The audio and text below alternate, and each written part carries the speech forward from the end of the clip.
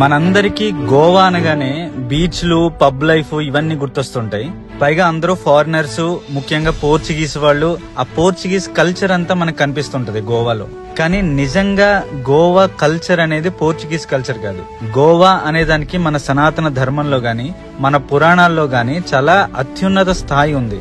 మనం ఎంతో పవిత్రంగా భావించే భాగవత పురాణం గాని, స్కాంద పురాణం గాని, ఇలా అనేక పురాణాల్లో గోవా గురించి చెప్పారు. కాకపోతే గోవా పేరుని గోమంతకం లేదా గోరాష్ట్ర అన్నట్లుగా సంబోధించారు చాలా చోట్ల. ఒక రకంగా గోమంతకం అంటే గోవులు, పర్వతాలు ఉండే ప్లేస్ అని. ముఖ్యంగా ఈ గోవా అనేది విష్ణుమూర్తి 6వ అవతారమైన పరశురామ క్షేత్రం. పరశురాముడు కార్తవీర్యార్జున్ని చంపిన తర్వాత 21 సార్లు భూమండలం మొత్తం తిరిగి అధర్మపరులైన రాజులందరినీ సంహరించాడు. అలా అధర్మాత్ములైన రాజుల రక్తంతో భూమిని ప్రక్షాళన చేసిన తర్వాత ఈ సమస్త భూమండలాన్ని కశ్యప ప్రజాపతికి అప్పచెప్తాడు.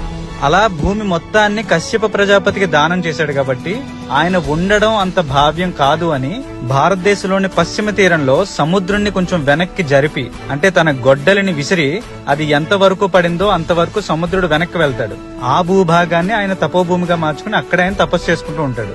ఆ ప్లేస్ ఏంటంటే ఇప్పుడు ఈ వెస్ట్ కోస్టల్ ఏరియా అంతా, అంటే గోవా, గోకర్ణ, కేరళ, ఇదంతా కూడా పరశురాముడు తన గొడ్డలి వేయడం వల్ల సముద్రం వెనక్కి జరిగితే వచ్చిన భూభాగం ఇదంతా కూడా. ఇప్పుడు ఆ భూభాగంలో కూడా సనాతన ధర్మం, యాగ యజ్ఞాదులు జరగాలని చెప్పి ఉత్తర భారతం నుంచి, ద్రవిడ దేశం నుంచి, తెలుగు రాష్ట్రాలు, ఈ ప్లేస్లన్నిటి నుంచి బ్రాహ్మణులందరినీ ఆహ్వానించి అక్కడ వేద సాంప్రదాయం అభివృద్ధి అయ్యేలా చేయమన్నాడు.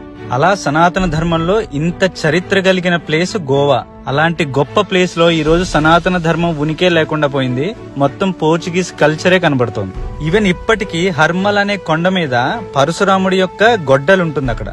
అండ్ కన్కోనా అనే ప్లేస్ లో పరశురాముడి యొక్క అద్భుతమైన దేవాలయం ఉంది. పరశురాముడిదే కాదు, అమ్మవారిది, శివాలయాలు, వైష్ణవాలయాలు, చాలా పురాతనమైనవి అద్భుతమైన దేవాలయాలు ఇప్పటికీ ఉన్నాయి.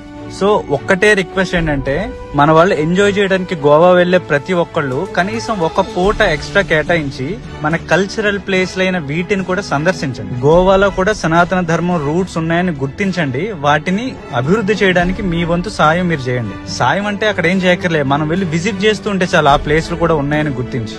ఇలా ప్రతి ప్లేస్ లో ఉన్న మన రూట్స్, మన కల్చర్ ని మనం గుర్తించడమే మనం మన దేశానికి, మన ధర్మానికి చేసే గొప్ప హెల్ప్ అవుతుంది.